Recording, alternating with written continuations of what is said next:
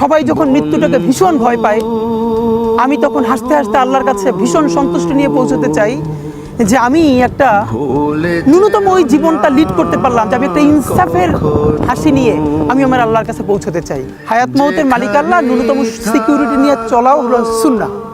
কিন্তু আমাদের লড়াইটা হলো, আমার মা স্বাভাবিকভাবেই কান্নাকাটি করেন, আমার পরিবার সবাই। তো আমি আমার মাকে বলেছি যে দেখো, মানে আমরা যে লড়াই নেমেছি, আমার একটা মনে হয় কি কোনো রাজনীতিবিদের না বাসায় মৃত্যুটা হইতে পারে না, এটা কোনো ভালো মৃত্যু না। যিনি রাজনীতি করেন, যিনি লড়াই করেন, যিনি বিপ্লবী, যিনি সংগ্রামী, তার মৃত্যুটা হবে একটা সংগ্রামের মধ্য দিয়ে, একটা রাজপথে, একটা গ্লোরির মৃত্যু।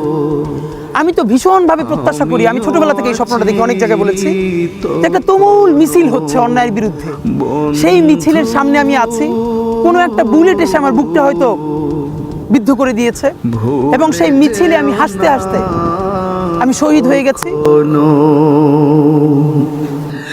একই সাথে চলেছি, একই পথে চলেছি, একই সুরে গেছি গান।